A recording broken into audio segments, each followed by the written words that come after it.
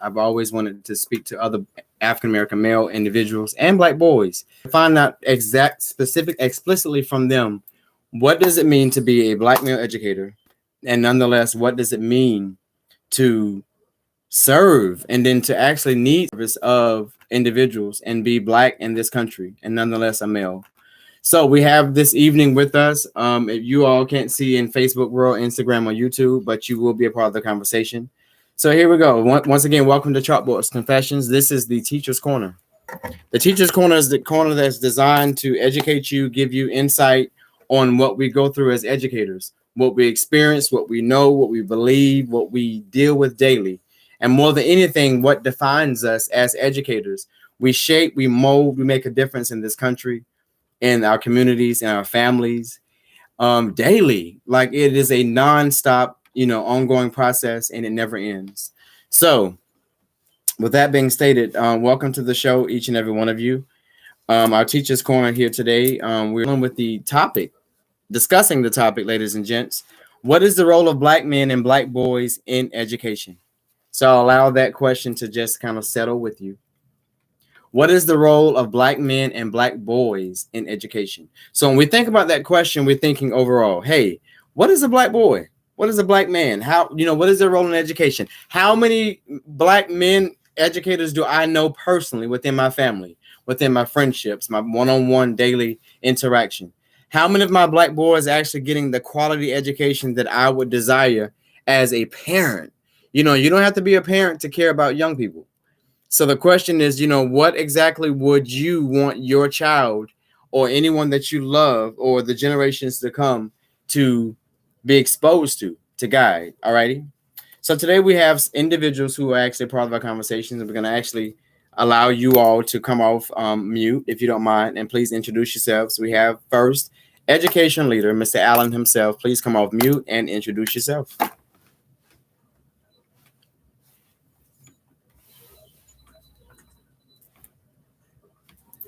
Does it allow unmute? Make certain. Who did you call? Yes, Mr. Allen. Can you all see my computer screen?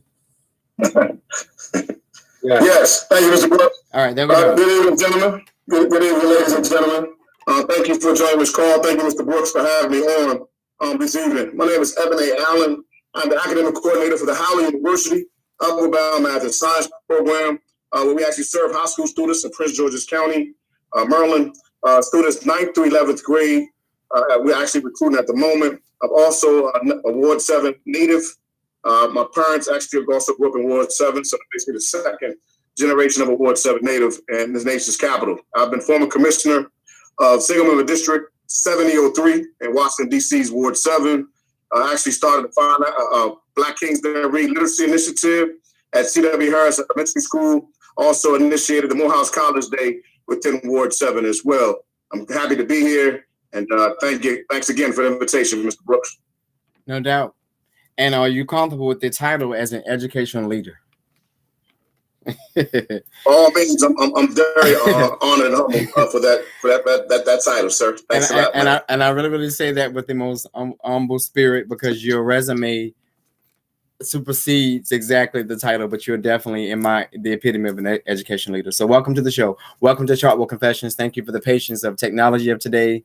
With the Zoom world and all the technology that we have, we're able to reach each other, not even face to face. Thanks a lot, Mr. Brooks. I greatly appreciate it. No, welcome. Look forward to the conversation. No doubt. Thank you so much. All right, up next we have Mr. Javon Thomas, educator. Can you unmute and come on? Good evening, everyone. I'm Javon Thomas. Thank you, Mr. Brooks, for having me. I appreciate everyone being here for this conversation. I am an alumnus of Virginia State University. I began my educational journey as an educator 15 years ago. I started teaching English and at Peabody Middle School at 6th grade. I continued to move around a little bit. I taught in Virginia, North Carolina, and then I came to Washington, D.C. This is my 7th year teaching in D.C. I am now a high school history teacher. I've also taught history, English, entrepreneurship class. I have served in the capacities of academy lead teacher, department chairperson, and I host a lot of extracurricular activities and athletics as well. I'm very happy to be here. I'm a proud member of Kappa Alpha Psi Fraternity Incorporated, and I'm also a member of Profound Gentlemen, which is an organization designed for the retention and recruitment of male educators of color. Thank you so much, Javon. And these are, again, the title of educator is just thrown into a pocket of so much more that you do offer and have been exposed to. So thank you so much, and welcome to Chalkboard Confessions. Thank you for being an example of who we are as Black men in the community and how we're making a difference. All right, up next, thank you, and welcome once again, sincerely. All right, Mr. Chris Dotson, welcome, and another educator. Introduce yourself, please, and welcome to Chalkboard Confessions. Thank you for welcoming me. Great evening, everyone. My name is Christopher Dotson Roberts, and hailing from the great state of Florida. I graduated from the University of Florida in 2012 with a bachelor's degree in sociology and African American history. And I have been serving in the role of educate as a world history educator for the past 8 years, long 8 years. I've also, in my time as being an educator, I've also been served as a mentor for a plethora of young men who have, as of recently, I've helped assisted certain students get into Yale, Morehouse, and to many other colleges. So those are one of my proudest feats, I would say. I currently serve at Friendship Tech Prep High School in Southeast Washington, D.C., where I serve as an AP World History teacher and a World History 2 teacher. And I also serve as the debate coach, of which we are ranked number 8 out of all 32 schools in Southeast DC. And I also serve as the volleyball coach. Of course, we don't have volleyball this year, but when we come back, I will be that coach. And I also serve as a senior advisor and senior sponsor for the senior classes. So I'm excited to see my kids again when we do open the city. When the world opens back up again, I'm really excited about seeing my students and giving them the best high school experience possible. And I am very happy to be here. Thank you for inviting me. Thank you so much, and awesome. That is an awesome introduction.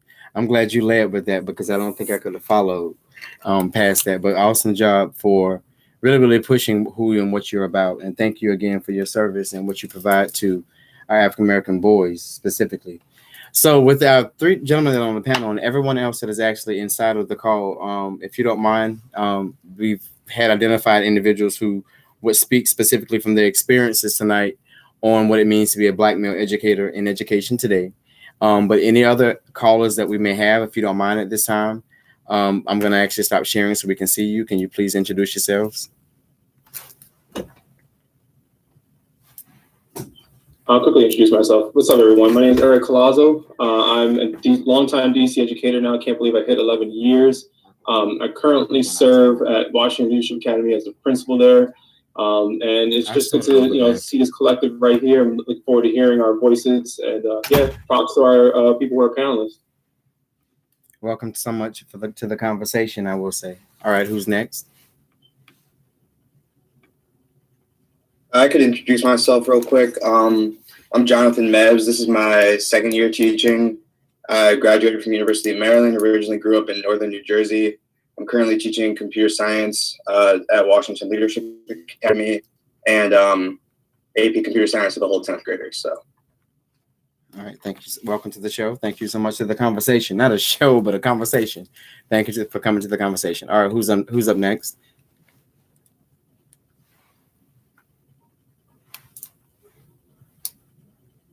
And if you don't want to introduce yourself, you're fine. We can move straight through. All right, so we'll jump right in. Okay. I'll go ahead and go. I was giving everyone else opportunity. My name is Jerry L. Green. I am the Black Student Advocate. And we stand in the gap for Black students and Black employees in K through 12 education system. Make sure it's an equitable and fair situation for students and parents and employees. So since we started in 2017, right now we're right around 2450 in consultations and stand in the gap for employees and both students. Welcome to Chalkboard Confessions, and most importantly to the conversation. And I love your backdrop of Black in the USA. You own that. Yes. Walk in there, and I do embrace it. I actually like that. Good. And we'll talk about what that's about a little later. So for the sake of time, we're going to jump right into the conversation. I'm not going to hold everyone up at all. If you're accustomed to the Zoom world, because this is a Zoom conversation, I'm going to try my best to push it through because of the sake of time, because Zoom has restrictions of this and that. But in the event that it ends and I get a timestamp, are you all comfortable with just logging back in? I hope so, because we're students. All right, we're all right with that. Moving forward. That's how I deal with my students. If you get logged out, you better get back in the classroom. Right. That's it. So that's what we'll do. So we're gonna keep this very, very comfortable and realistic, because I want all of your information. I want all of your ideas. All right. So if you can see my screen, I think it's still visible. Let's go back to that some type of way. Okay, there we go. So there are a couple of questions I want to jump right in with, and we've already introduced our panel, but the first question is this: why are Black male educators important? Why are Black male educators important? Instagram and Facebook, welcome to the conversation here held on Zoom. We're going to now conduct it here. And the first question on that floor is, why are Black male educators important? All right. Can we jump out and share, please? To the panel. All right. Yeah, I would say that Black male educators are important because, one second, I'm trying to charge it up. I believe that Black male educators are important because it gives young people a glimpse especially your Black young boys, a glimpse at what kind of man they can become. And I believe so many times when we experience educators, they typically take the image of a woman. Typically, for a long time, that history has been a white woman. Yeah. And so when you have a Black man that enters that space, and it's not just entering the space as a disciplinary as a disciplinary figure, but also as somebody who is just being whoever you are, is being who you are and being a positive role, being a positive light in your students' lives. I believe it just gives you a chance, especially for our Black boys, gives them a chance to see themselves outside of the regular, schmegular, everyday image they see on TV and things of that nature. Okay. And I basically would say, if who becomes your role model outside of hip hop, sports agents and sports figures, and also those that's into entertainment, who becomes that role model, that individual that you see in the classroom, the one that's relatable, the one that looks just like you, the one that's gone through the same experiences as you, the one that's relatable, and actually that individual that you can talk to outside of learning the content instruction, and what's going on the everyday basis as far as the classroom. I think it's very, very critical the young Black boys see those men that also has been through the same journey, the trials and tribulations that they have experienced. That's also very, very critical for them to move and be motivated and be inspired to go to the next level. I think that's very, very important. And a lot of us, even within this circle and this particular conversation, a lot of us haven't had Black male instructors growing up. Whether it's been in urban or in rural areas, we've never had those individuals that were relatable, understood, our journey and our struggles. And I think that's very, very important that young, more Black boys will be able to see that and what's life outside of the classroom as well, as far as, what goes on a daily basis of the trials and tribulations of being able to survive in our day's society. Well stated. Just to piggyback off of what was said before, the first word that came to my mind was representation. Representation is so important, and insight. Unfortunately, a lot of our Black boys don't have strong male figures in their lives. So school is something that they have to do. School is something that a place they have to go. So having a positive role model in a school that's the best place to start. Role models, representation, and insight. Like Chris said, I remember growing up where most of my teachers were white women, but the first Black male teacher that I had, it was just something different. It was something that I had to look for, just like Mr. Allen said before, not necessarily being an athlete or a musical artist. Like, what else can I do that's positive, that if I'm not tapping into my athletic or my creative side as far as being a musician, what else can I do? And being an educator is something that we have that power to just pull people in and allow students to branch out, whether they're Black, Hispanic, white, male, female, whatever they may be, we have a very strong presence in our country. And so we should be able to use our presence in the educational setting.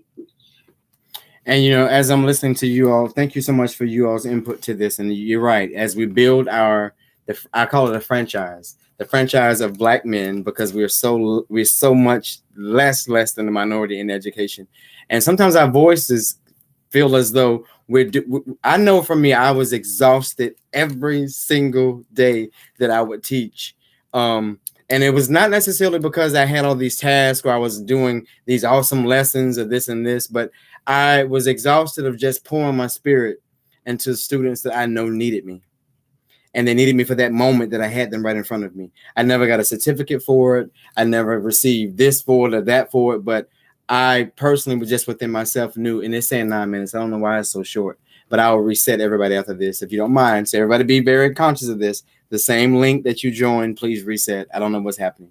But nonetheless, you talked about race and discipline. And I'm really thinking about like how we've been stereotyped with Black men are only good for being the disciplinarians. And not just of Black boys, but of boys of color. What are you all's thoughts with that?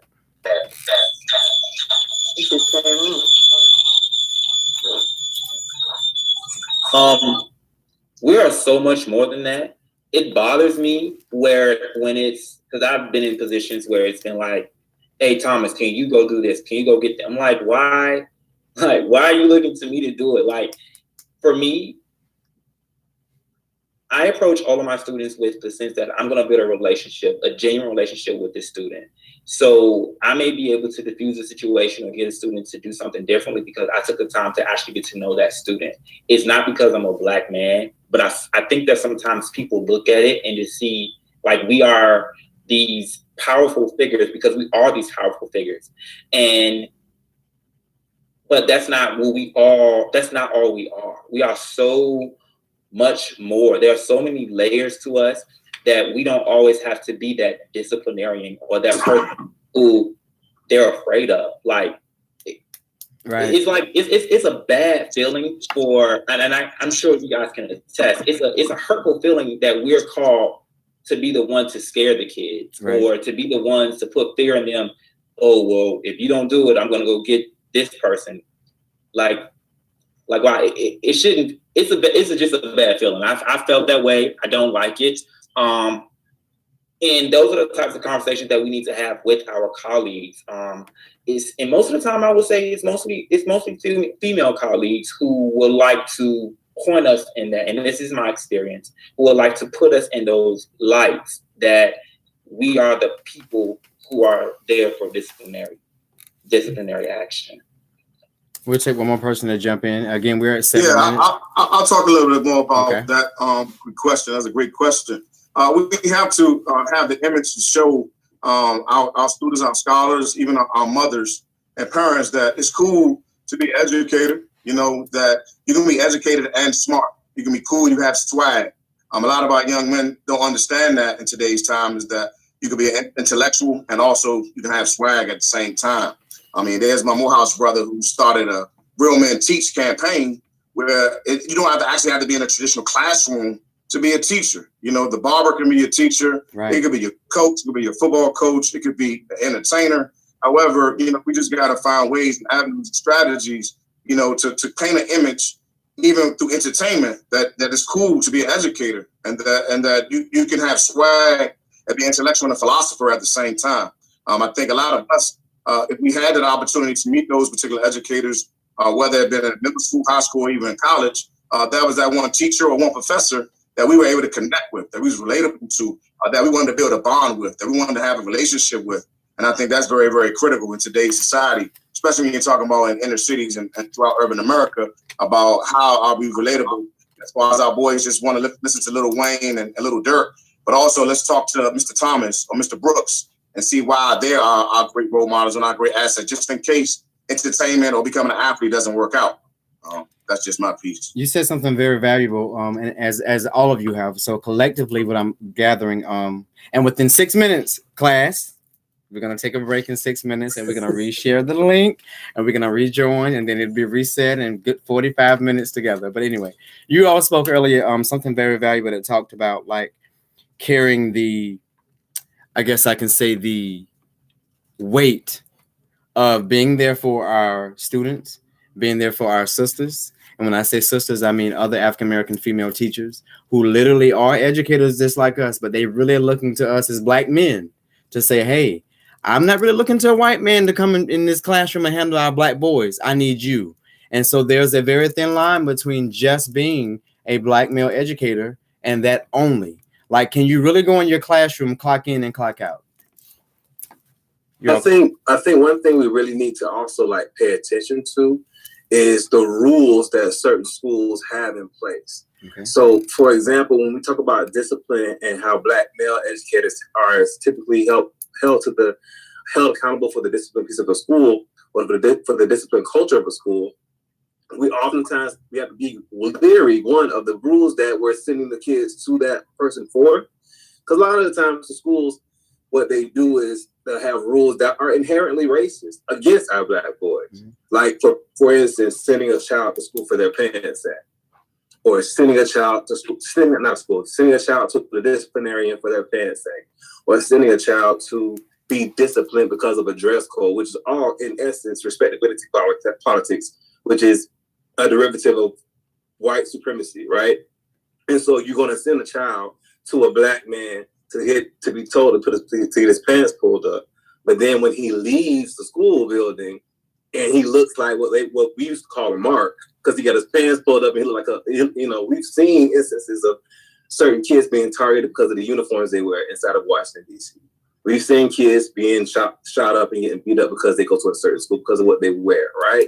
And so we're going to sit here and police them inside of the school for one way, discipline them for dressing one way, but then they get disciplined by the communities outside of the school building where we can't protect them. So I think also being leery of who we put in those positions and being clear that with certain schools, being understanding that those rules, like that, even that whole aspect, of a school's rules saying that, hey, the way you are is not okay, so therefore you have to be disciplined. And that's just that, that's one thing I always questioned for myself.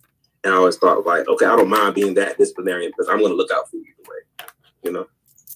So let me give a different perspective. So I'm coming from the outside. So when I come on scene, I'm coming to defend the student's position. So I know the discipline and ed code, when I started this in California, better than most teachers. And many times had to question superintendents and everyone saying, no, that's not the right ed code you're using. And I asked them, and also what I noticed in California, that you also have a lot of Black males who's the director of safety. And you brothers know, then you get brothers in positions of vice principal, and they're in charge of discipline also. And part of that role also is to manage the Black community, is to deal with the parents when they come in, to keep them away from the office and really going in, giving it to the administration. So part of what I do in education is talk about the civility code, about how you have to govern yourself, and talk about legislation with ed codes. Because school districts understand two things. That's legislation and lawsuits. And once you start dealing with that and understanding how to quote their law and how they're addressing it, I mean, many students that they try to run up the flagpole, I'll say no. And just by me showing up, initially when I started, it just changed the whole trajectory of that student's outcome. And I think that's the value of having Black men on site and Black women on site. And then I come to cover your back, because once you truly advocate for a student, you're labeled a liability and you're not a team player. Mm. And also what happens is, just like the one brother said, you have white women who don't use ed code, they use the penal code by calling the SRO in, the security in. Right. So now it's at a whole different level where it's really just a discipline for the ed code, but they don't want to do their job. Right. Mm. That's That's powerful. And I'll say this, stigma of, well, first of all, the responsibility of being a black male educator. We have, when you walk in, you're under microscope. I'm clocking in on time, leaving on time. When you're in your classroom, did you go to lunch? Did you attend all the meetings? Did you turn in lesson plans? Was it done on time? I literally just got an email right in the middle of preparing for this show saying, hey, your lesson plans are not in by 10 p.m. I literally just did meetings up to 5 p.m. How am I supposed to? And I said, hey, I'm still reading. I said, I'm still reading. So it's like, it almost feels like I got you. I'm setting you up, So listen, I'm glad I set the fire. That means you won't leave. We got 20 seconds before this eve. So listen, go use the restroom. Come right back. Do not leave me. Come right back, log right back in. Then we'll have 45 minutes to continue the rest of the panel. Okay. So see you in 10 seconds. I might allow you to just redo it and it already be in there. It didn't. It stopped me. No, and then when you zoom back in, they might still be in there. Like when you get kicked out of your class and you go back in your class and they're still sitting there. I wanted to do the settings though. Hopefully, you can't. You have to pay for it. You have to get advanced settings. I already thought I had already paid for it. You only have unlimited because the school is paid for unlimited. Got you. During your personal. Okay, we are back in.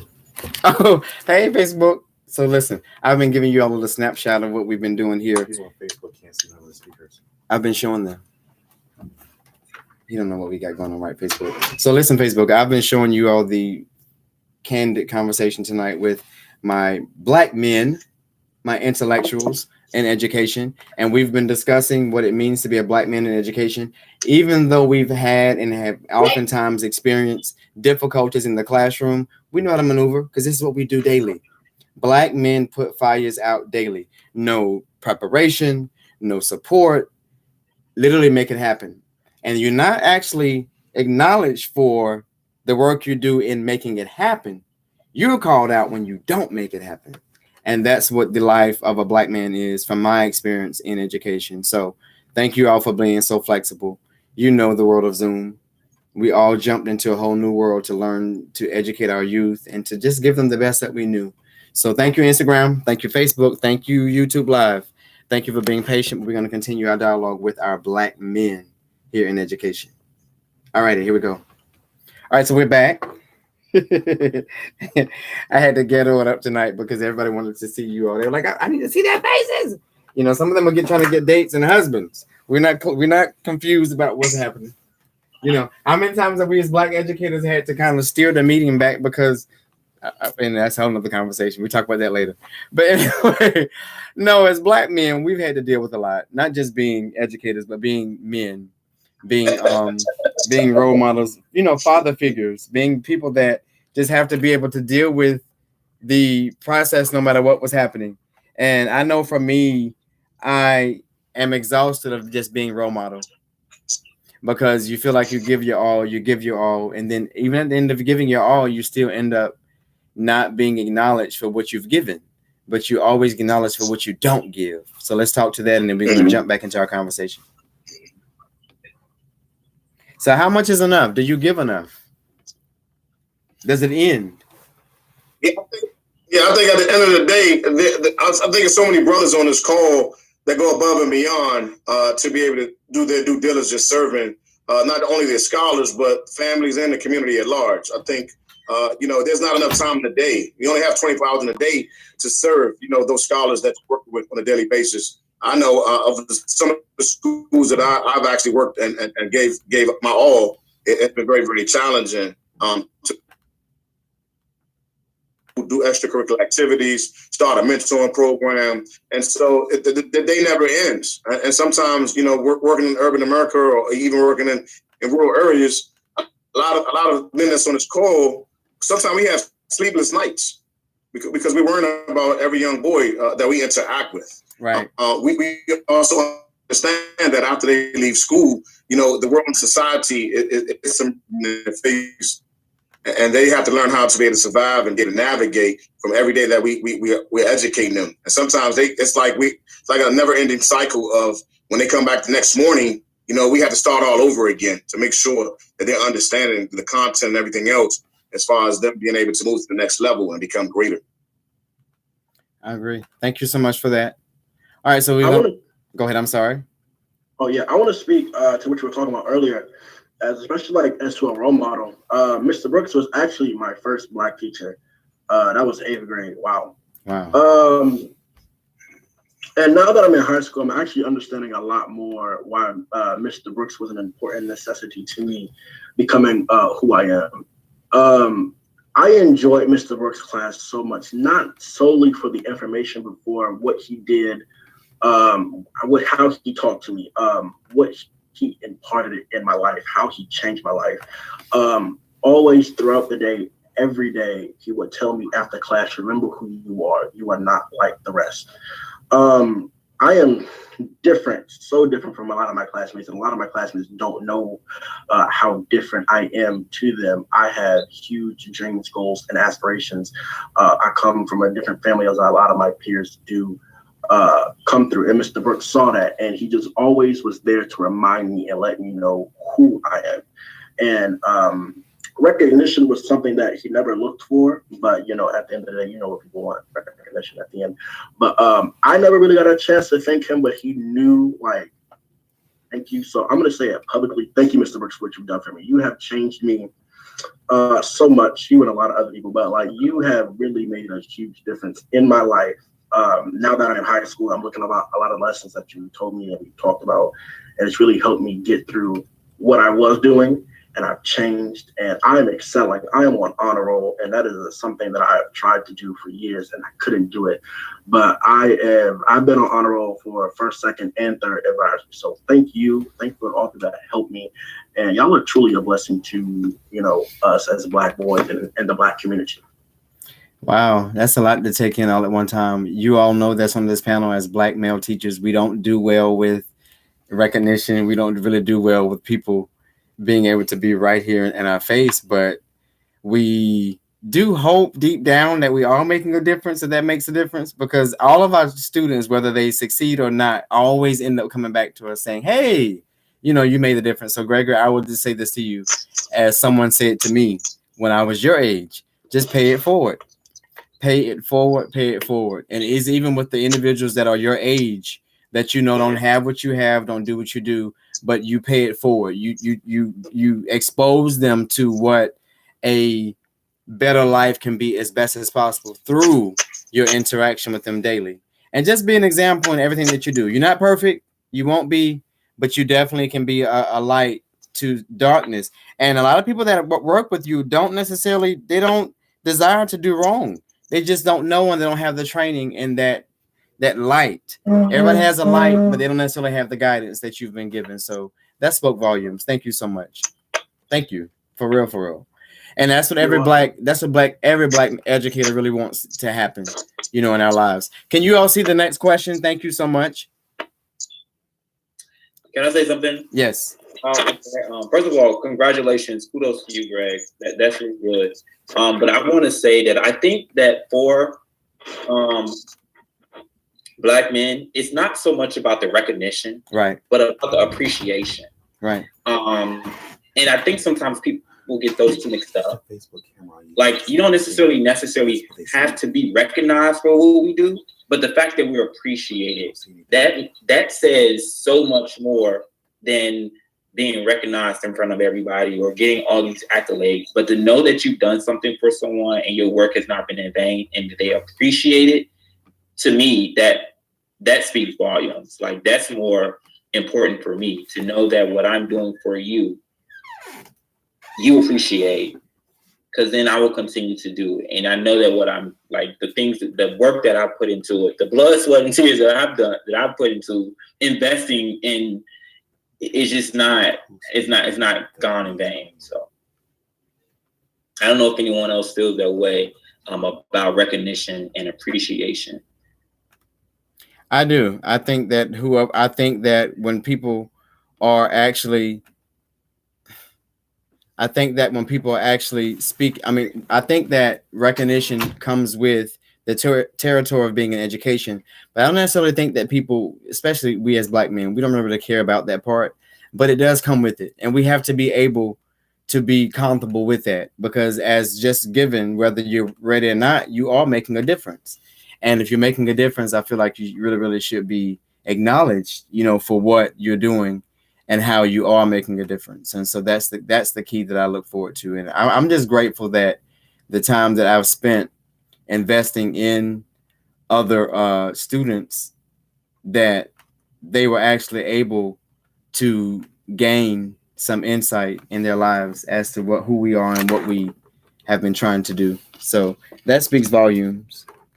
All right, Brooks, I would like to chime in, Brooks, on that aspect about impacting and saving lives, man. I know once I finished my undergraduate journey, I had someone ask me about, you know, why would I go into education? And so, you know, that individual talked about, you know, there's no money, there's no real salary in education. And my response was, you really can't put a price on changing lives, man, impacting lives. You can't put a price on that. You can't. And I think every last one of us, a lot of us might not even known back in the, you know, during our adolescence and in middle school and high school that we even become educators. But I think since we evolved and we've come to this point in our lives that we're changing lives and saving lives, and you never can put a price on that. So when people are always talking about, you know, Black men going into education, I mean, you know, it's because, you know, we love what we do. We love the young minds and scholars and young kings and queens that we're inspiring, motivating each day, inside and outside of that classroom. We really do. I think that's some of the conversation that definitely we can show and be able to, you know, exemplify to our young scholars every day. I agree. A comment that was put inside was, it's a selfless profession, and it really is. You have to really give of yourself every single day, all day, when you actually partake into this career. I'm not going to call it draining, but it does require you to be very, very serious about what you're going to do. I will say that. All right. Are you all able to see the next slide, Gregory? Okay. I can't see it from here. You're going to have to tell me now.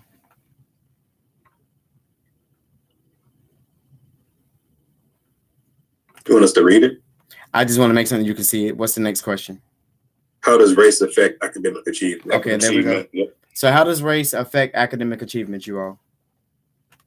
Can't hear you. So how does race affect academic achievement? Jump right in. How does race affect academic achievement? I'll leave that out. You want the textbook answer, or you want the? I want the black man version, the black man answer of how does race affect academic achievement. But I'll say that for me, in my perspective I'll say for this, moving from Florida, I used to teach. I taught for like 3 years in Florida. Moving from Florida to moving up here, you notice that specific schools that exist in specific neighborhoods, that a majority, the demographic is the majority of a specific people of a specific race. Those schools sometimes do not have as many resources as other schools. And those resources ultimately affect, or those lack of access to those resources ultimately affect the capabilities of the students that exist there, on one hand, right? So I've never really been or worked at majority white schools, so I can't really tell you what it's like there. I can't really tell you what they have that the schools that I worked at, which are mainly public schools and public charter schools, what they have. But I have seen over a generation, a lot of students in my class who have IEPs or who are a part of the special education program. Those students had lapse in their education. Maybe sometimes the different schools didn't have the greatest educators to teach them. Maybe certain schools didn't cater to that student, and a lot of them, unfortunately, tend to be Black. So I do believe that being Black does definitely affect, or being a person of color, but I can't speak for any other color, I can only speak for Black. I do believe that experience and the lack of resources in certain neighborhoods, definitely in Washington, D.C., do affect the quality of education that one receives in Washington, D.C. and in Florida. It's amazing. I want to. That's really, this question is, wow, it's a really profound question, especially as a student. And like being out in the open and being in the world, also being in school, it's a stereotype. Most Black men who are my age who are in school were perceived as to be ignorant and not knowing. In seventh grade, or not saying seventh grade, but like in middle school, very often, I was always talked about because of the way I spoke. And I remember my English teacher, she would always put, because I had a white English teacher, or Caucasian, sorry. She would always put, marks when I would use big words, put like big words on certain essays and papers, and she would always mark them as if I did not know what I was talking about. She would mark these words as to say, this word does not fit in this sentence. And I told her when I noticed this, and I told her what the particular word was, and I told her how I found it and what the word meant. And she looked at me as, wow, he knows what I did. And I realized it's kind of a prejudice thing. So kind of go back to the question, it is really something that people perceive Black men, and it's a way that we are perceived. I kind of want to change that, how Black men are perceived, especially in the education. Not perceived us as being ignorant, but to be perceived us as being smart, as knowing, as making honor roll and being on Dean's List, to hold us to a higher standard of our academic successes. Now, I hate to brag you all, but he's a product of who I taught. And I have to be very, very sincere when I say this. We need students who are very, very connected like we were. When we were Black boys, we were challenged. We were pushed to the end. There was no excuse. You had to be very, very resilient. You had to be very, very committed to your community. And then it was purposeful. It was intentional. You intentionally made certain decisions. You made mistakes, but you had more drive to make better decisions than you did bad decisions. So when we now see a generation behind us stepping up and taking and having a fire, I describe us as having a fire. Has your fire been burned? Or I can say not necessarily been burned out, but has your fire been kind of dimmed? And why? Speak out. That's not the question I was going to respond to. I was gonna answer the previous question. And you can speak on the race and how it affects, but add that part to at the very end. Okay, so I think that it definitely affects academic achievement. Just about piggybacking off of what both of these brothers have said, I feel like your race definitely plays a part, because Black and Hispanic children are underestimated for what they can do. The curriculum is not as rigorous. They are not challenged to the point where their counterparts may be challenged. Sometimes schools don't push them as far because it's like, oh, well, they're not going to get it. I have witnessed, not at my current school, I'm at a great school, Washington Leadership Academy, where our staff is completely like diverse and all in it for all of our students. But I've been places where the students it's just like, okay, well, they're not going to get it. So then you try something different. If you're teaching a 10th grade class, why are they not reading 10th grade material? Oh, well, they can't get it. How do you know that they can't get it? Are you saying that they can't get it because you think they can't get it, or because you're used to teaching what you want to teach? Or, it's like I said before, this is a selfless profession. We have to take ourselves out of the profession while we're teaching, because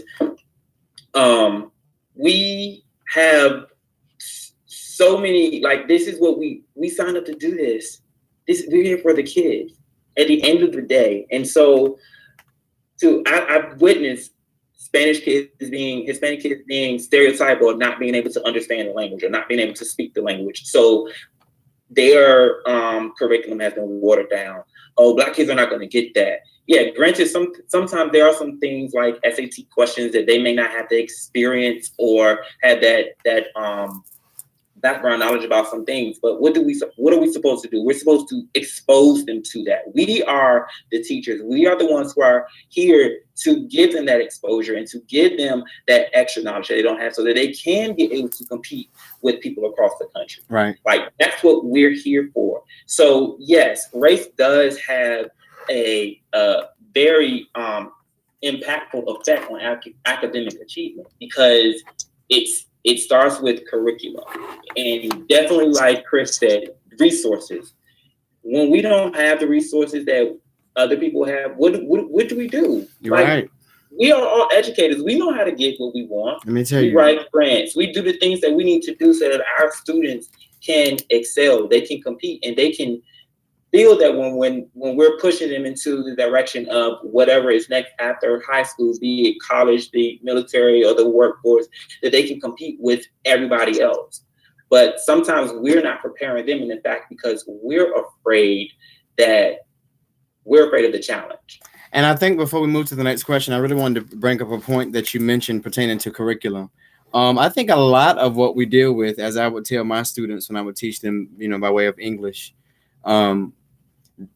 the curriculum and the exposure to what diversity looks like, real life, on the block, up the street, survival, going to the metro and going to Popeyes and eating, what's that nasty sauce that they love? Instagram, Facebook, YouTube, they love this red sauce. Mumbo sauce? That mumbo stuff, high calorie. I call it high calorie juice. So they love this high calorie juice. But anyway, that's the culture.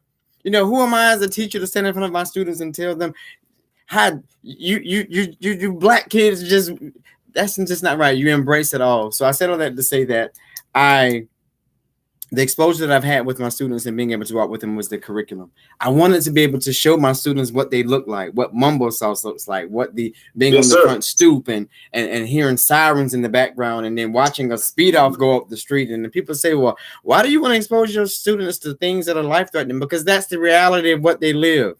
Their job is to go and become better and then come back to this community and make that better. But we can't denounce who we are and what we came from just because it doesn't look like the storefront. So the curriculum, to me, why are we not exposed to a curriculum that looks like what we live, what we breathe, and what we experience daily? Only to go into a school that teaches classical. In this case, Carlos is on his history guru. This Western, well, in this case, this European, exposure. I've been forced to teach my black students what the white culture is, only to tell them these are the people that enslaved us. And you've got to memorize who they are and what they're about and what they think and their perspective and how they would. But yours is just a little sprinkled part. If I bring it up, if I don't fight for the traditional poems, Langston Hughes, Maya Angelou, E. Cummings, the traditionals of the names we've heard, but these others who really paved the way.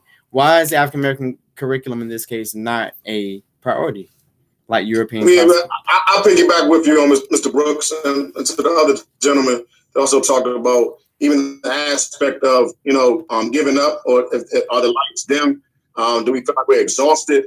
My boss always talks about ordinary people do extraordinary things, and so with Howard University's Upper Bound program, we want every last one of our scholars from DC Public Schools, DC Public Charter Schools, and also PG County Public Charter Schools is to do the best that they can possibly do. And we'll meet them halfway because every young man or every young lady, they're not going to start out at a 4.0.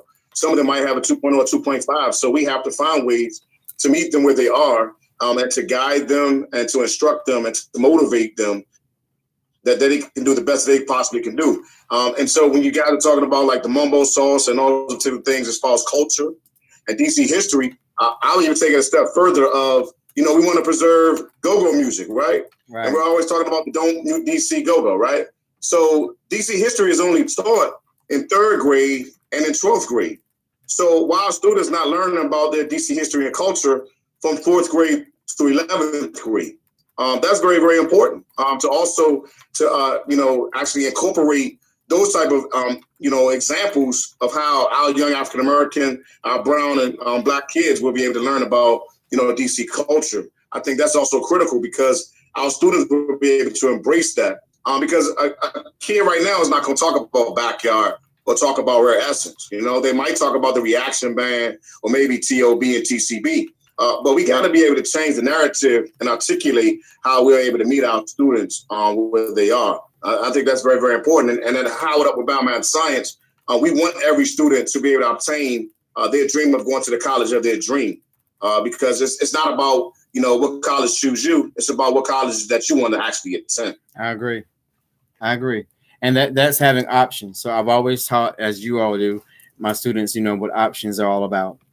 All right, let's move to the next question. Thank you all for giving your insight to that. Let's move to the next one. Gregory is actually operating the main. So here we go. What we did role race. What is the relationship between black men, watch out, and black women educators? And how does it affect the success of black boys? I want to hear this from you all. So dealing with our black women, you know, we're at the school, there are leaders, there are principals, there are supervisors. They're telling us 1 minute they're talking.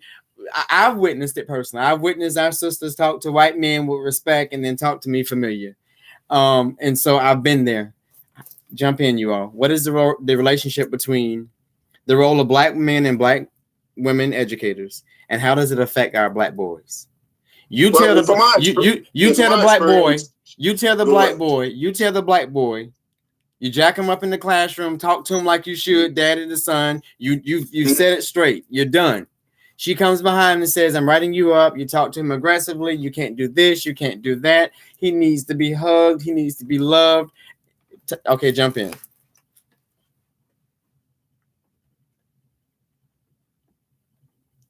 Why are you putting your hands on somebody else's child? That's a good one. That's a real good one. Why are you like, no, I mean, I get the whole jacking up thing. If you have that relationship with not only the child, but the parents, you know, do what you need to do if that is what permission was given, if that's the permission that was given. But at the end of the day, it ain't, I don't have to. So I don't necessarily know what that whole process entails typically.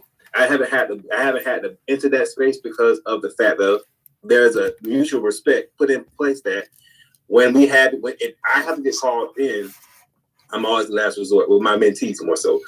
If I gotta get called in, I'm always the last resort. And I'm not just there for the negatives. I'm also there for when you are feeling sad, when you are feeling lonely, when you're depressed, when you're having an emotional episode. I'm also there for that space as well. So when they call me because they're concerned about you. But I think there's this narrative that we got to punch and beat on our children for them to understand that we love them.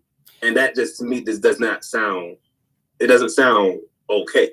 When the police beat on them, is that also love? I'll say for the sake of just black culture, when I say jack up, that just means pull them in the corner, talk to them, have a conversation, keep it real. Jack up in the education black community, from my experience, is when you take a boy in the corner and jack him up, that means you have a one-on-one, not necessarily being physical and beating on them, but it's just you having that relationship with, if you're called down the hall to settle down the black kid, quote unquote, because this is what we deal with, that can't settle down because he's on 10.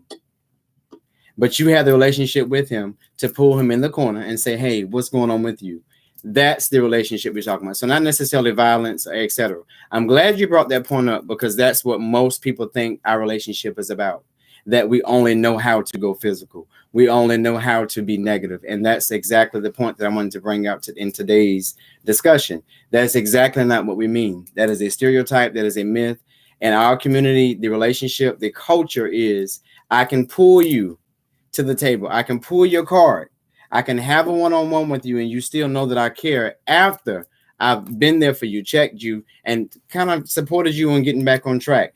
And that's the temperature, if I may, that we're using when we use that conversation of jack up. That just means get you have a one-on-one. You all may have a different experience. You may have a different experience of that.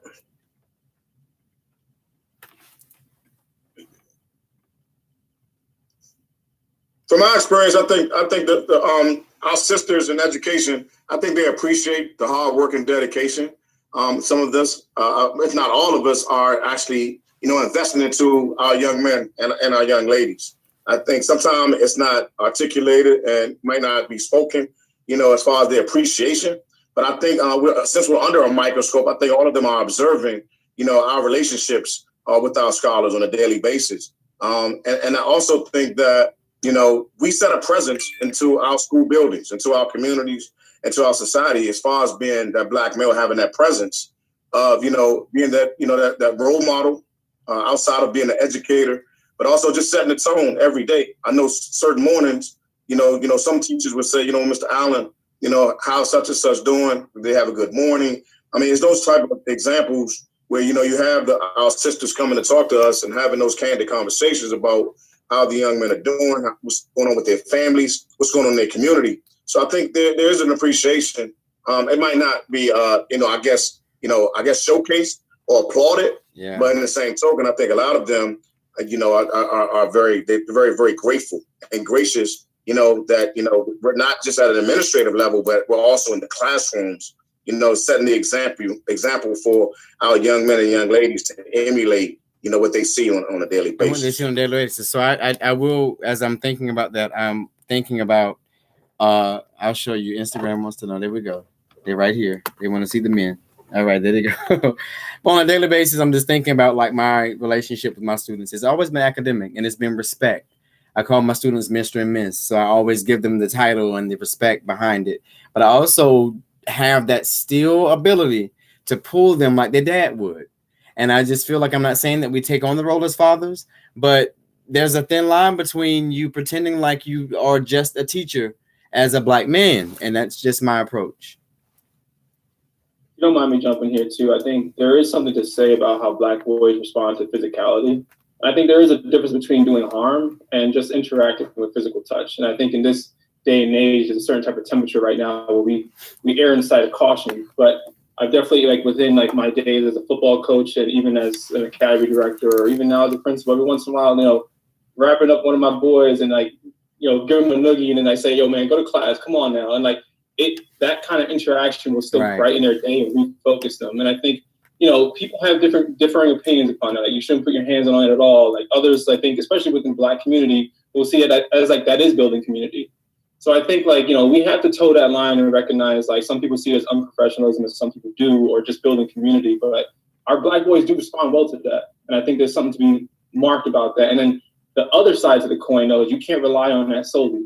Like you have to be able to expect and demand, our students' responses, both not just in a physical way, but also in a respect way too. Like they should be able to discern when it's play and when it's not, and when it's real time to go, and when it's like, okay, I'm just like bonding with you right now, because it does develop a bonding relationship.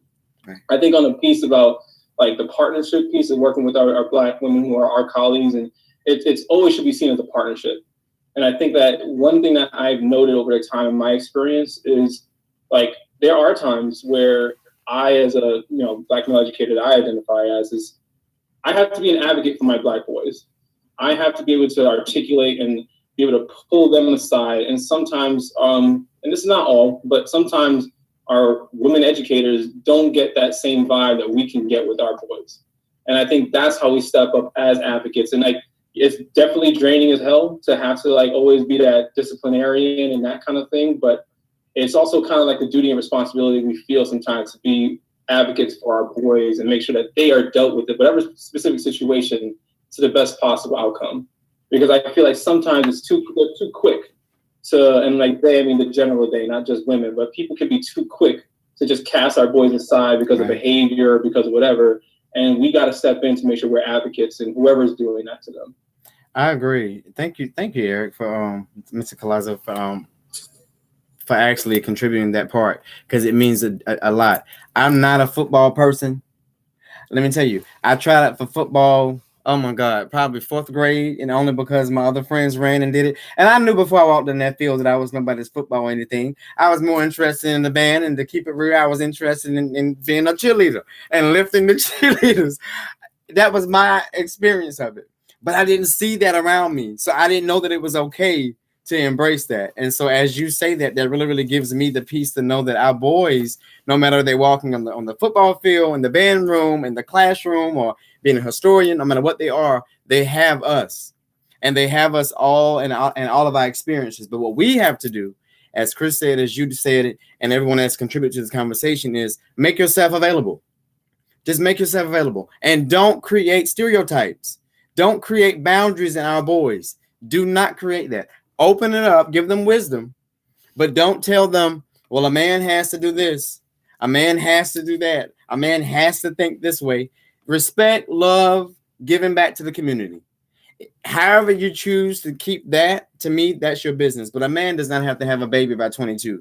A man does not have to get married by 24. So there are a lot of stigmas that come with a man can't cry. A man can't feel emotions, And our boys need mental wellness at this point because you know what we're dealing with. So, all right. Anybody else want to add to this before we move to the next question and then take our last break before we end tonight? I just want to invite the panelists. I don't know if it's coming up later. Can you guys speak on how Black male educators and our Black women educators, how is this affecting the success of our Black girls in the school? You guys can please speak on that. Actually, jumping on the girls, we focus on boys tonight, but we don't mind talking about our girls. We're not going to leave them out at all. So the success of Black boys with women, we identified that our Black boys need that security, that stability, that firmness that comes from men, that support, but they also need the nurture, that nourishment that a woman can give as well. So now that we speak on the relationship between male and female Black educators and girls, what's the significance? You all can jump in. It's very significant, because I have a young lady that's at LSU right now. She obtained 1530 on the SAT. Yes. And so this young lady, she told me that I probably pretty much got on her nerves over the last couple of years, but I see the fruition of her dreams and aspirations of being able to go to college of her dreams, going to LSU. And so I think those type of relationships, a lot of our young ladies need, father figures, role models, outside of, just being an educator on a daily basis, to understand and to be able to listen. I think with any of our scholars, most of them, if not majority of them, want us to listen. Just give a lending ear, without, when class is over, what's next about, how we can have those discussions, those candid conversations about, what's needed to support our young ladies, because they're going through a lot of trials and tribulations just as much as our young males, especially in urban America. So, for that young lady is a prime example and a testimony that, because we push them and because we believe in them, anything is possible. So let me ask you, you say that we are to, and I totally agree with you that's my pedagogy of this all. I do believe in being a ear to students. I believe in being supportive because sometimes, we really are their last resort for real. And most of us are educators. We came from a lifestyle or some upbringing that allowed us to connect to the human soul and wanting a better life for those and for ourselves. So I wanted to pretty much give a better life to the students that I didn't necessarily receive, growing up. With that being stated, there's a thin line, and we have about 3 minutes with this, but there's a thin line between you being there for the student and not involving the parent. Can we speak to that? I think that it depends on the situation, but trust is very important. Sometimes when you have a student who confides in you, you have to still have your relationship strong enough with that child to know that if this is something that I really do need to share with your parent, that's going to have to happen. Okay. But I think that confidentiality and trust are important in a relationship with student, teacher, mentor, mentee, whatever the case, coach, athlete, whatever the case may be. That's very important. And sometimes you just have to use your best discretion when it comes to that, because we are mandated reporters.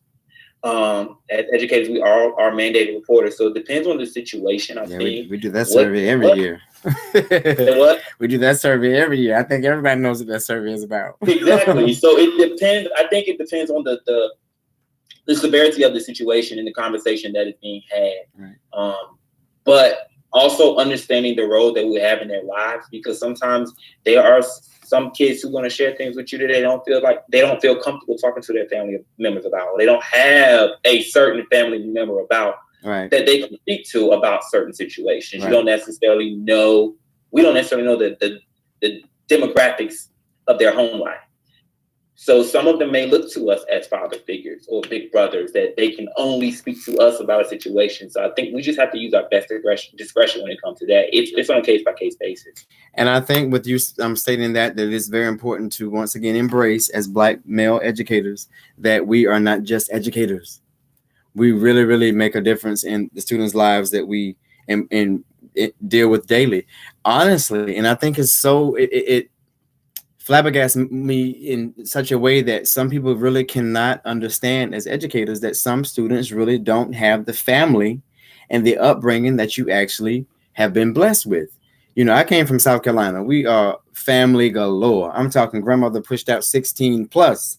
So family is everything I knew. But when I moved to Washington, D.C., and the student was like, I don't go to church. I don't deal with family. And that really, really was like, wow. So this is why you have so many, you know, gaps, you know, and then we try to fill those. But then there's a thin line between being able to totally fill it and just being there between the space that you're given. So I just applaud you all as Black men of really, really being able to deal with what we deal with daily and still deal with the system, because there's a system in place of just keeping that respect level, keeping our jobs, you know, we're not crossing the boundary. Because all it takes is a parent to say, wait a minute, you told my child something that even I wouldn't tell him, you this and this, and we really don't want to do that. But just being there, it really, really, we put ourselves on the line. So bravo. We got 30 seconds. We're going to come right back. So in 30 seconds, please log right back in, and we're going to wrap things up with our last question. Thank you all for being so patient. Thank you.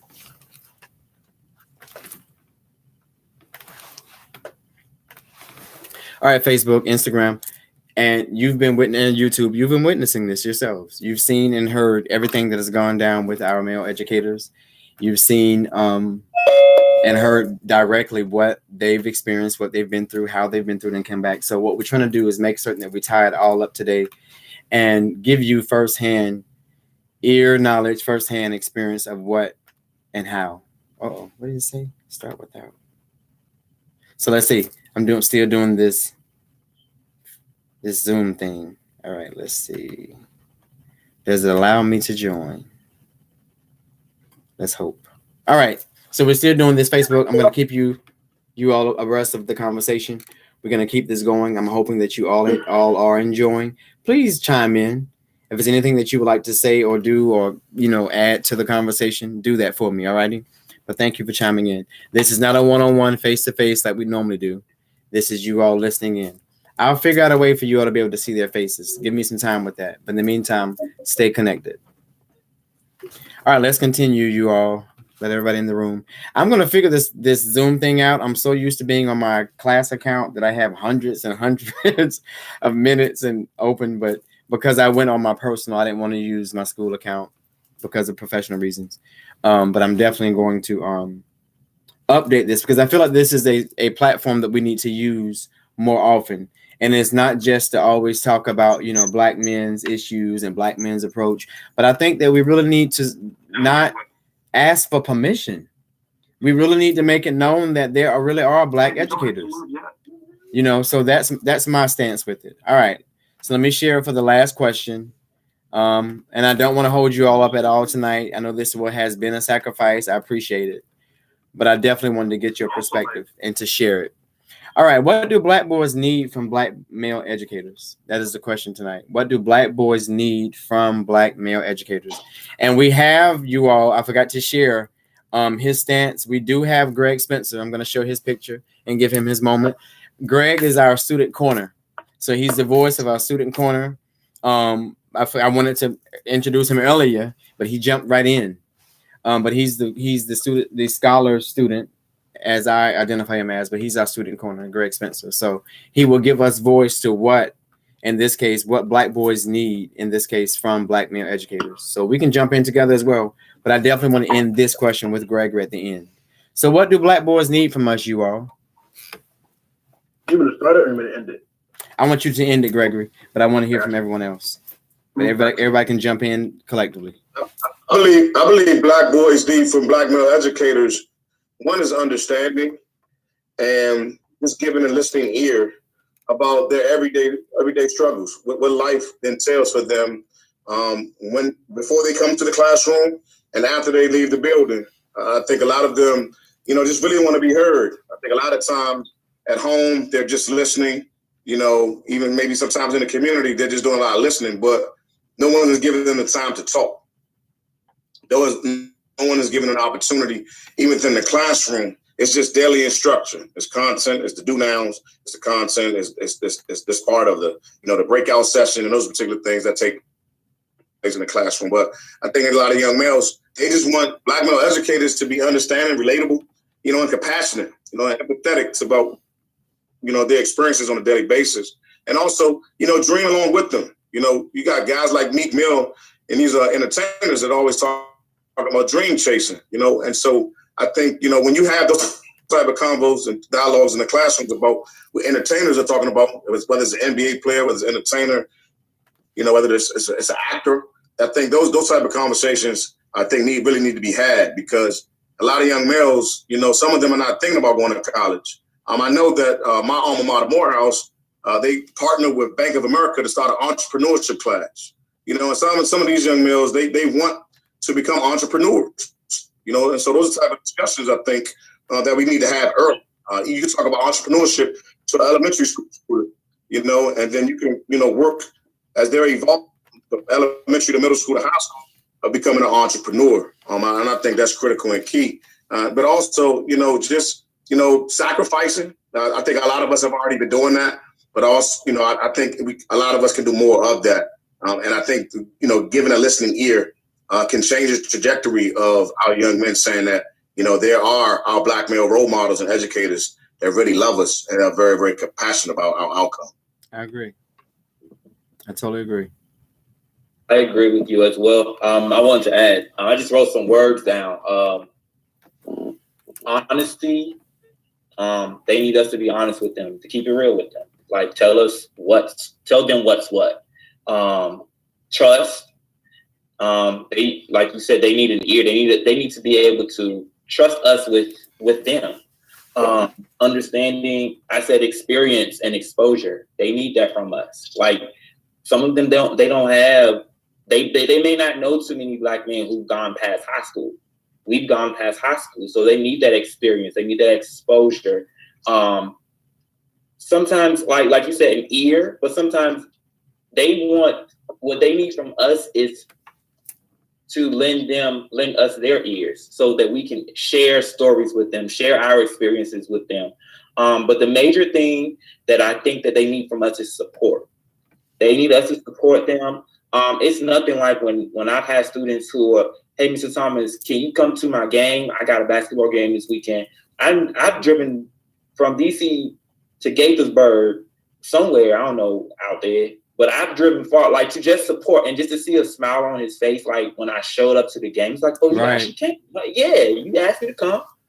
I said I would come. I came through. Like, they need our support, because sometimes you would not even imagine to go as many games that I've been to see that they had no one there cheering for them. They got to ride with the coach. Right. They ride back home with the coach. No one from their family came to show up and support them. So I think that's a really major piece that they need from us, to see that someone who looks like me can actually show up for me when I need them. I was reading a report, you all. Let me see if I actually still have it pulled up. I was reading a document, an article earlier, and it was just talking about Black students and the condition of Black students in education in 2020. And there was a stat that I saw. I don't know if you all can see this, but it says, this figure shows Black students from families living in poverty. 64% have parents whose education, as we stated earlier, is less than high school. 45% live in motherly only households, and 35% fatherly only. So that 35% is pretty high compared to the schools that I've taught. Like, it's like, where are the parents? Where are the dads? But the thing, this is what stood out to me. A high percentage of Black students attend high poverty schools. We know that. But this is the thing. More Black students with disabilities receive services for emotional disturbances. So I just kind of wanted to highlight that. And then the last article was this. It was talking about Black male educators on Forbes list. And it was saying that we as Black male educators are in a crisis. And this was the statement that was made. When white America catches a cold, Black America catches pneumonia. All right. When white America catches a cold, Black America catches pneumonia. And I brought that up because I'm thinking about what our Black boys need from us. And can we really, really provide them with what they need based on the system that we're teaching in? Can we do that? Speak to that, please. We talked about what we provide them with, but we're still doing this within a system, a framework or something that's already set up. Do we operate within that, or do we have to go outside of that more into familiar and community? No question. That's a key element. I mean, because you don't have a lot of all-male high schools, middle schools throughout urban America. I mean, I applaud Ron Brown High School, but again, you know, outside of those young men and those young kings, you know, learning every day in the classroom, you know, what's provided for them after they leave that particular building in Ward 7. And so I applaud, you know, any of the brothers, you know, throughout our country that are actually launching all-male institutions for elementary, middle school, and high school. But yeah, it's going to take a village type of concept in my state that we have to continue to invest into our young males. They definitely need our protection. They need our support. And like Mr. Brooks said, they need our energy. They need positive influence to be able to survive throughout this society, especially when you're talking about police brutality and their peers learning how. I mean, unfortunately, you know, taking one another's lives. They need that understanding, support, compassion. That's key. It's going to take a lot of work, but I think all of us here, we're invested and we're indebted to making that change and you know, influencing, you know, everyone around us to make a difference. I currently have as I've always stated before, one of my desires has always been to open up an all-boys school. Alrighty, and I'm asking this because I want to hear from the panel tonight. Are all boys schools necessary, and do we need more of them, like within every ward of Washington, D.C.? Do you think that will be a remedy to everything that we deal with educating our Black boys? And then we'll hear from Greg at the very end. Let me speak to that, and I'm going to go back first because I've been out and I've been listening through Facebook, though. Okay. And we was talking about the role of the Black male on site. Because people teach from who they are, right, and then the subject. That's why it's hard for Black boys and girls to deal with white teachers because they can't relate. Right. Versus you'll be able to put the lesson in something they can relate to and engage. Right. And that's very important. And also with that, then that opens up the opportunities because now the student is engaged and they're looking forward to going to school. I would say, brothers, I appreciate the work you do because many of you are that guiding light or that lighthouse. When students come to school, they come to see you. They know that you're going to put a positive word in their life or help them some kind of way where no one else on site is, or maybe even in the community. So the work we do, we see that. And many times because of the parents that call us, they have never had to advocate for themselves. So their kids have just been abused by the system. And I'm going to say this and I'll be quiet and let someone else answer the question. Oh, you're fine. We're enjoying this dialogue. Thank you. The business of school districts is that, say like in California, a kid baseline is worth $20,000. Then you start adding more labels to that kid, and that kid now might be worth $35,000 to the district. The more labels you add. The more labels you add, the more valuable the kid is. So now the kid is an asset. But when it's time to deliver the services, the kid's a liability. Right. Because the services require people, which means payroll, which means money. Right. That's why school districts would put 20 kids in a classroom with the same challenges. Now that classroom is worth, say, $700,000. But they have a teacher making $65 and an aide making $35. Now that classroom is $600,000 to the positive for the district. That's the business of school districts. Right. And that's how the money works. So when you start talking about truly advocating for a student, now you're a liability because you're going to cost the district money. Right. What do you think? What do you think it would take to create a space that will give our young boys to come what we received? Because I've heard everybody tonight share their upbringing and what they were exposed to and how they received this and how they received that.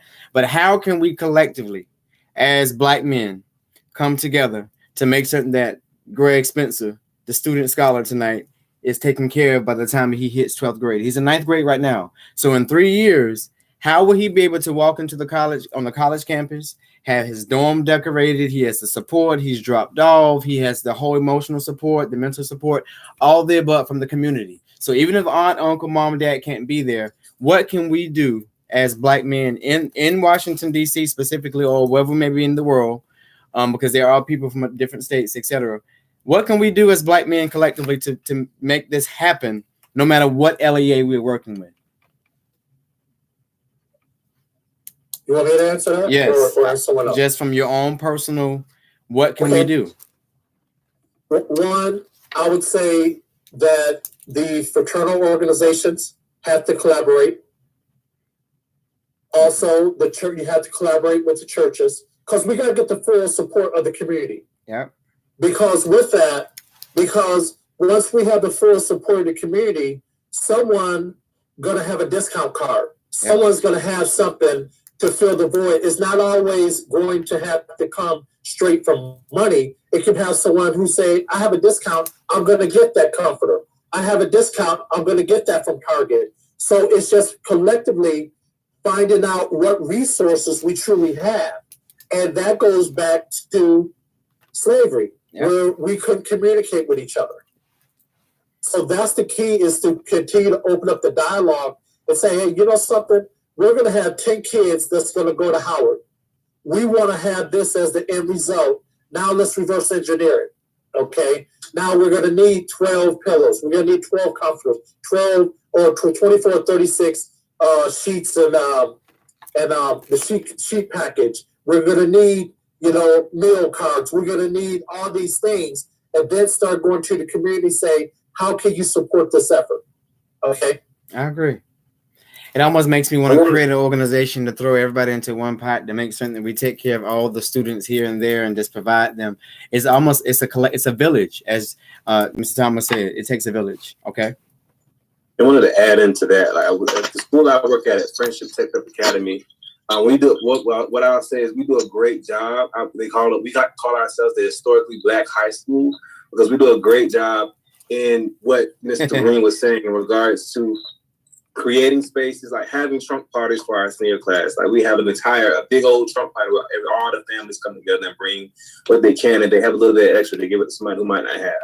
Or we have, like even in our senior advisories, we schedule that throughout the day, where actually people like myself, we sit down with students and we walk with a small group of students. I have about maybe 10 students in my class, and we walk through them through the whole application process for colleges.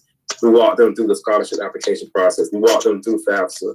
We walk them through how to apply to what kind of scholarships should go apply to, like the kind of questions they may have for kind of questions that we had answered possibly by our parents. Like for me personally, my mom went to college, so my mom knew the answers to those questions, but a lot of these parents don't have that same privilege. Right. And so with those kind of situations, they have us. And so as teachers, we function, I don't know, am I breaking up? No, you're fine. Oh, as teachers, we function at our school. We function, and I feel like sometimes we're an anomaly, but we function outside of the space of just teachers. We oftentimes function in the space of parents. We function in the space of guidance counselors, even though that's not my certification. And I don't get paid to do it. But we do it anyway because that's what's for the betterment of the child. So I would like to say shout out to my school for being some of the things that Mr. Green and some of the other people have stated before. So shout out to Friendship Tech. I'll piggyback off of Mr. Dodson Robinson.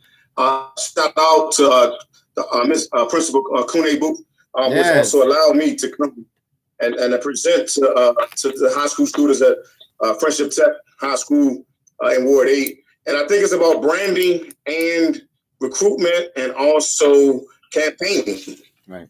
You see a lot of predominantly white institutions, they're actually recruiting some of our students as early as elementary school and middle school. We have to get into the mind state of being able to identify those scholars and those, young men and young women, especially our young boys, that want to go to college at an early age. We have to identify those young men, take them and educate them about the Florida A&Ms, about the A&Ts, about the Tuskegees, the Claphams. And so we have to be able to build our brand as far as HBCUs is concerned, because HBCUs are now relevant. Kudos and applaud to our Vice President Kamala Harris. But it's key. Branding is everything. And so we have to be able to share that to especially our young boys, because a lot of them don't feel like college is accessible. It's obtainable. I know a lot of inner city young men that I've talked to, they can't afford to go to Morehouse or Howard University. Some of those institutions cost almost like $50,000 a year. We have to be able to educate the masses as far as our young boys, as far as with scholarship opportunities that they may have. And if they don't go to college, you know, how do we give them the resources to provide them to become their own boss, to become an entrepreneur? That's key. And so when you're talking about campaigning, you know, a lot of our HBCUs, you know, they're probably on a $100 million campaign, right, to preserve the name and preserve their universities and colleges. So we have to educate our young males at an early age. If we're going to Statesman, and if we're going to your school, Mr. Brooks, we got to talk about the HBCU experience. We have to start early. We have to. Because they're seeing young males and real male role models that can change the game. And they can change the narrative and transform their lives to become greater individuals. And so I think that's very, very key. Just like the gentleman said, you know, churches have to get involved, the fraternal organizations have to get involved, but also someone talked about public officials. We got to hold our city council and our mayor accountable, you know, for coming up with scholarship funds and resources. Our civic associations, I was once an ASP commissioner. So those are the type of conversations and dialogues that have to be addressed within our communities and our surroundings. Thanks. No, that was perfect. And I was just going to ask, you know, where do our elected officials and our policymakers, what are they feeling in all of this? And my whole push is this. We have a whole system that's really not going anywhere anytime soon. We get that. So we have to go back as Black men to the steps that we saw. Well, the laundromat, the barbershop, the church. You know, no matter what block you went on, everyone knew who you were or your family, and they were able to make a phone call or support you. You know, could really reach out a hand. It's almost like we've got to come together as Black men, especially through our fraternities. You know, Kappa Psi fraternity corporate I can speak on behalf of. We definitely are, but I feel like every single panhandle organization can do more on each corner. We literally should have each ward should be a hub to provide our kids with what they need. They literally should not have to struggle with anything they need nowadays because we have all been blessed to be where we are. So I definitely embrace that comment. All right, Gregory, we've been waiting for you on the Students Corner. We just want to hear from you as a African-American male student, a teenager in today's time, pandemic, all of the above. What do you need from us? What can your generation do? And how can we meet halfway to make this thing called education work? Most definitely. Thank you, Mr. Brooks, for inviting me. I'm having a great time. No doubt. So let's just answer. I'm gonna answer the first question that's on the screen that's in front of me. What do Black boys need from male educators? I really want to piggyback off what a lot of the gentlemen said. Starting this, for real, your support really does matter. Your support fuels us today. He's not on here, but my principal back when I was in middle school, Mr. Sturdelon, and Mr. Brooks, their support, and Mr. Talib, their support was really there to guide me throughout my middle school experience. It's something about when a Black male connects with with a Black boy, how the chemistry and their bond, how that reacts and makes something great. Attention, it's like how Black men can just gravitate the attention of, you know, young teenagers, like teenage boys like me. It really speaks volume. The fact that they're able to sit us down, you know, calm us down when there's been an altercation, be able to tell us like, yo, this is what happened. We're going to try to work. Let's set up some strategies to help you move along. So like really just the interactions really help and is really, really necessary. And I believe that every male can, not every male, but yeah, every Black male can benefit from it. Especially, yeah, I'm just like really every Black male can benefit from it. So you got your support, you got your talks, you have your lectures, you have your sitting down and, you know, making sure, you know, you're okay. That is great. Like Mr. Thomas said, showing up to the games. I know if I had played a sport back in middle school, which I should have, and I was more focused on grades, I could have played basketball, I could have did track. I know if I had came to Mr. Brooks and said, "Hey, Mr. Brooks, keep coming to one of my games," I know he would have been there. Like off the bat, whether it was a home game or an away game, I know Brooks would have been there, no doubt. So that support cast is really important. Like someone said in the chat, it really does take a village to really help us young boys get on the right path. Because that's all we really need. That's really all some of us need.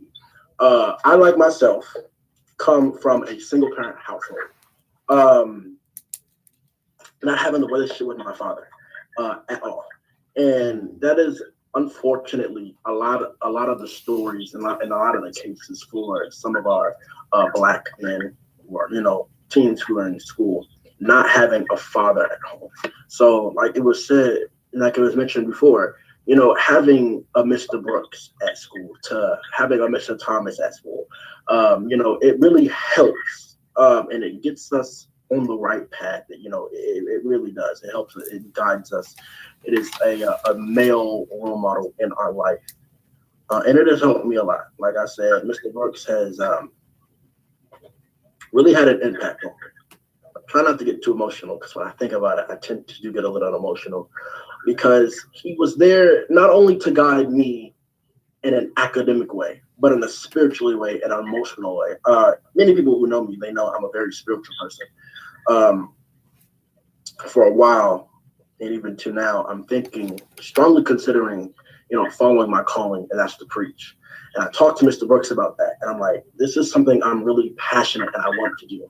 And I had a sermonette at church. This was a Friday, and I had a sermonette at church on Sunday for the youth. And I talked to Mr. Brooks, and I'm like, Mr. Brooks, I'm nervous. Not only am I nervous, but I'm confused. I do not know how to implement my 3 points and follow that along with my topic. And he sat down and he said, all you have to do, get your 3 points. Okay, good. You have your 3 points. Now create a topic. Create a topic out of that. And that's what I did, and it went so well. So that's why I really appreciate Mr. Brooks. He's not only there just for academics. He looked far beyond academics, and that's what many Black males need today. We need something more than academics. Like I've told friends, and this is something I really believe. Academics does not make you.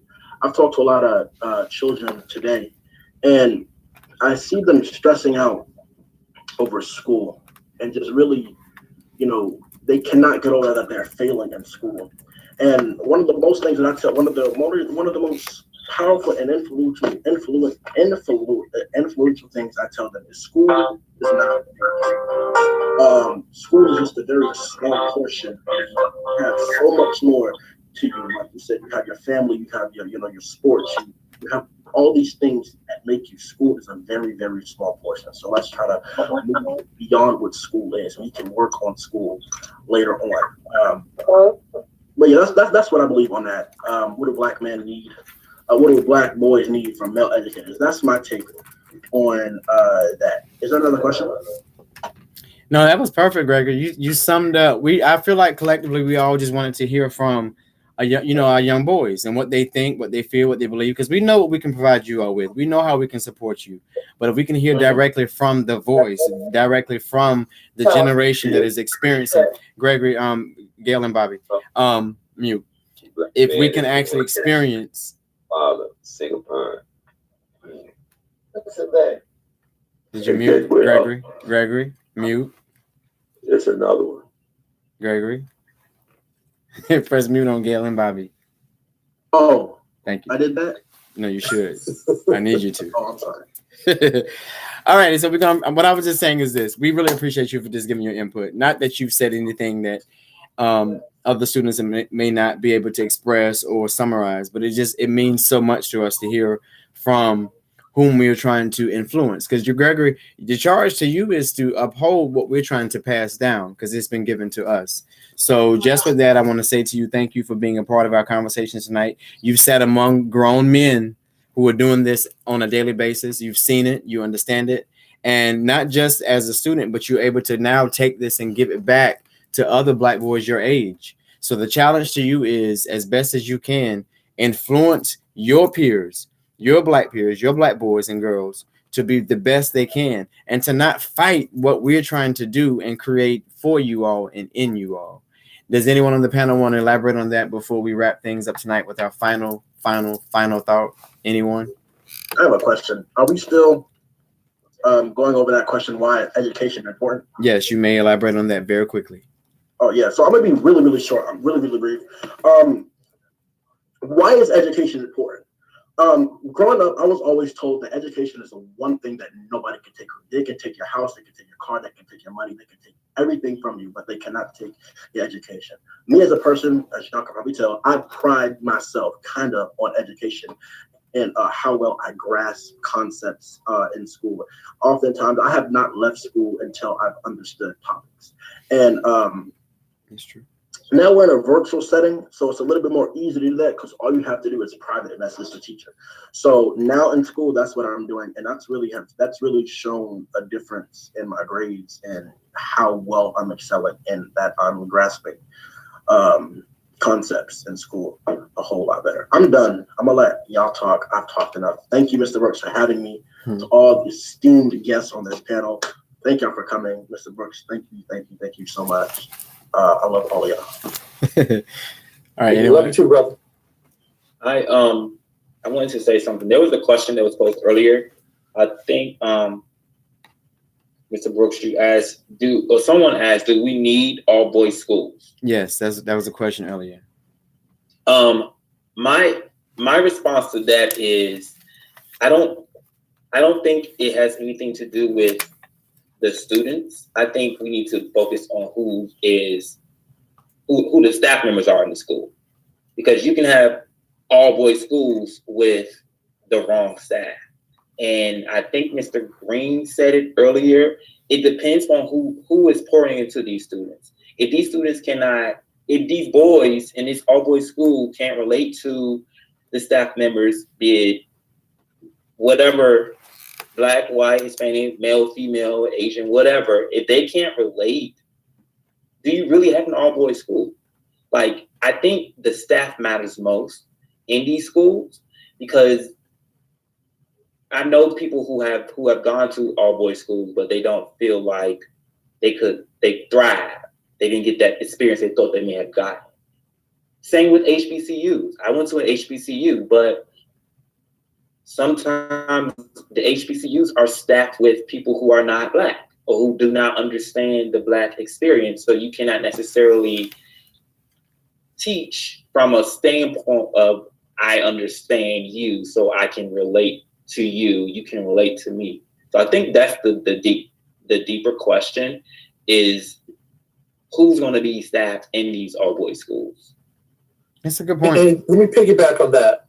That's something you said there, Mr. Thomas, is important. It's about expectations. So when you pull a student aside and talk to them, you already are telling them you expect better and more. Right. Because you're doing the correction in the corner, however you have to do it. But they know now there's a standard in which they should govern and what they should do with their time and their resources.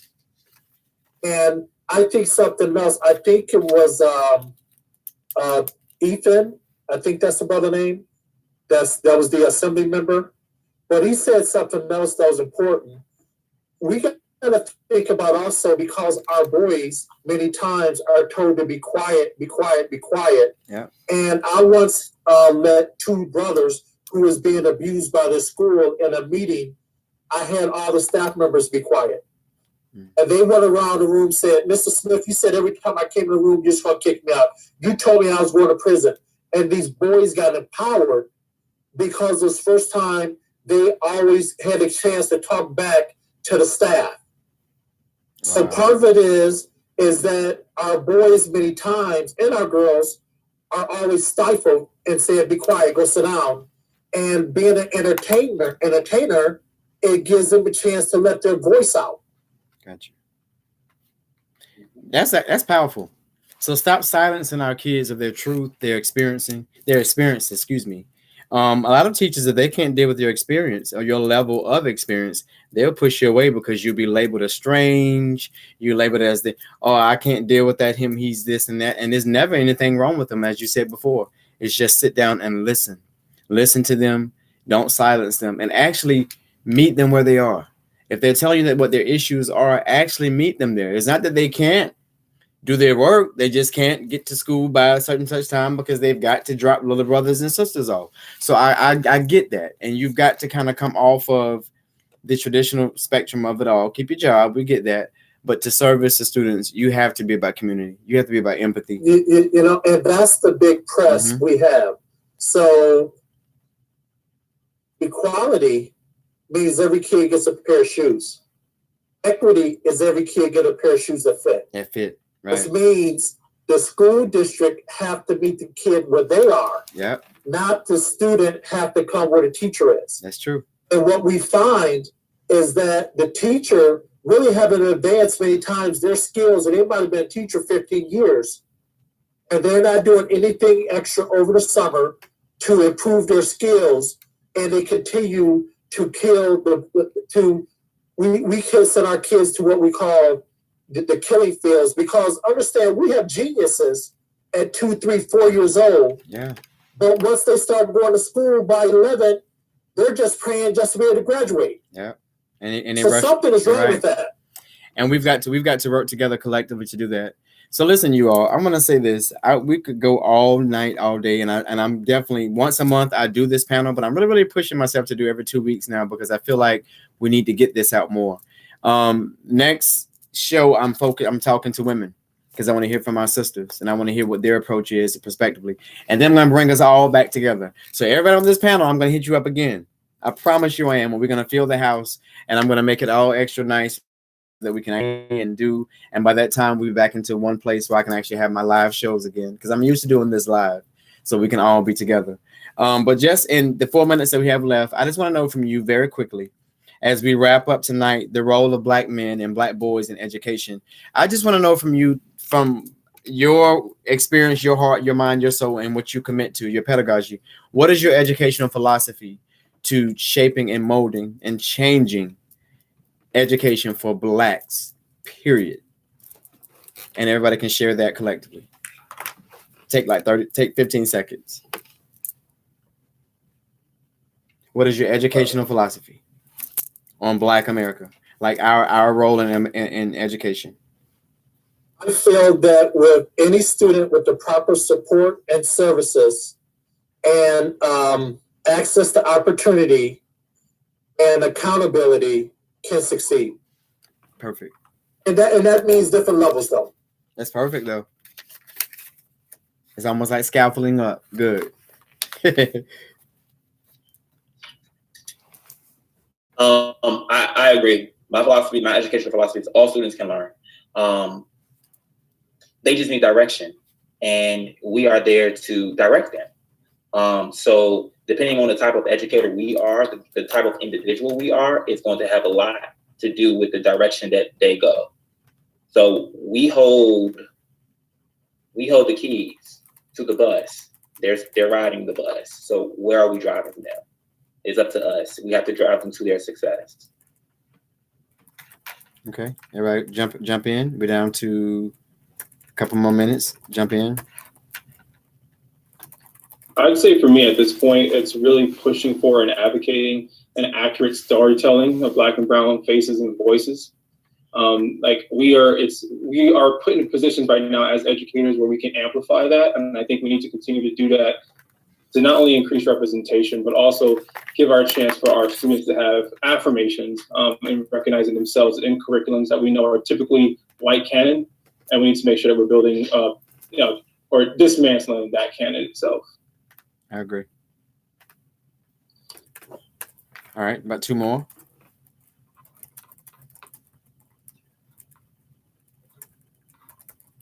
Could you repeat the question, please? I'm sorry. So what exactly is your educational philosophy regarding Black America, like Black men, Black students, Black teachers, all of that? We're all one community. What is your educational philosophy with urban education?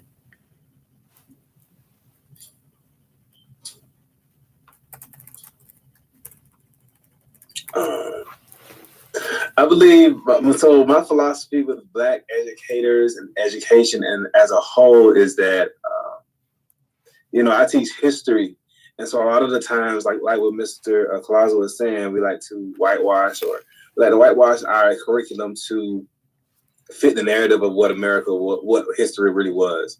And so for us, I would say tell the whole truth. Right. For what Black educators, Black students, Black everything, just tell the whole truth and let us deal with it the way we want and the way we can. That's my philosophy. That's perfect. I just want to say thank you to, and I wish we could go all night, but we can't. But thank you to Jerry Green. Thank you to Mama Gigi and Bobby, who's here and has not. We haven't heard from their voice yet. I invited the parent corner, the teacher corner, and the student corner. Eric, Carlos, Mr. Mev, Stephen, Mr. Thomas, Mercer, Randolph, Mr. Dotson, and definitely student Gregory. Thank you all for actually being present tonight. Thank you for giving me your input. I'm going to put together a nice composite of what we've shared tonight, and you'll be shared with that. If you can please make something that you email me your mailing address. I have something special for you that I'm going to forward to you, and I greatly appreciate you. I hope that this has been beneficial to you. I'm hoping that what we've shared tonight, that you can go and share it with those that you love and are educating, and most importantly, that we can continue this thing going as Black men in education. All righty. We at 30 seconds. I'm sorry, I don't want to bring you all back again because we've done it over and over, but I do appreciate you. Please email me tonight your mailing address so I can forward you. And peace to each and every one of you. Thank you, thank you, thank you, thank you again. All righty, you all. If all hearts and minds are clear, blessings, everyone. Blessings to you. Blessings to each and every one of you. Again, email me. Email me. Thank you so much. All righty, you all. That was a outstanding show, as you could hear and see. We went through a lot of dialogue. We covered a lot of material, and we know that it cannot be covered just within a conversation, but it involves us committing ourselves to doing this daily from the platform that we've been giving, whether it's in a school, whether it's in a college, whether it's in elementary school, middle, or high. We're just trying to bridge this gap to make certain that in the world of urban education, that our Black sons and daughters, nieces, nephews, cousins, etc., are taken care of, and they're getting the best opportunities that even we were giving, because we know even the moment that we get and the moments that we've been blessed with is because someone paved the way for each and every one of us, and to some degree. So we want to pay it forward. All righty. So I never want to get comfortable with thinking that I'm okay because I'm okay, because we're never okay, because our babies, our sons and daughters to come, they need us, you all. And I'm going to do everything that I can to make certain that they are taken care of. All righty. So I just want to say thank you to tonight, Instagram. Thank you, YouTube. Thank you, Facebook, for tuning in tonight. This was more of a, I guess I can say, an eavesdrop, or you listening in, but you're a part of the conversation. I just didn't get to give it to you one-on-one. Now, once the pandemic ends, I promise to get everybody back into one room so that we can continue this dialogue. And I'm actually going to grow it. We need a good urban education conference. We need a good urban education Black man, Black woman conference. And I'm going to make that a part of my next exponentials that I have to come. But in the meantime, baby steps. I'll continue to do this the last Thursday of every month. I'm thinking about doing it again in 2 weeks because we need to have this. Our next panel will be Black women, our Black women educators, our sisters, and how they approach leadership education for our young ladies, our young women to come, our young ladies to come. So we can hear from them, and then we'll bring everybody back together after that. All righty. So thank you all so much for tuning in tonight, Instagram, Facebook, and YouTube. Thank you for tuning in. Thank you. I hope that we didn't talk your ear off, but we definitely wanted to give you some insight on what's going on in the Black mind of the Black male educators and our Black boys. All righty. Until next time, I'll see you on my next platform, which is Live for Real, every single Monday night from 8 to 9. We'll converse a new topic. You'll see that soon. But in the meantime, always remember to make certain that you are a teacher and you have no reason to be afraid. All righty? Because you make a difference each and every single day that nowadays, now that you log in. So whether you're logging in or whether you're face to face or whether you're just supporting behind the scene, You are making a difference. And I just want to say thank you. You are okay. Everybody's well. All righty. Good night. Thank you so much. Have a good night. Be safe. And I'll see you soon. Good night.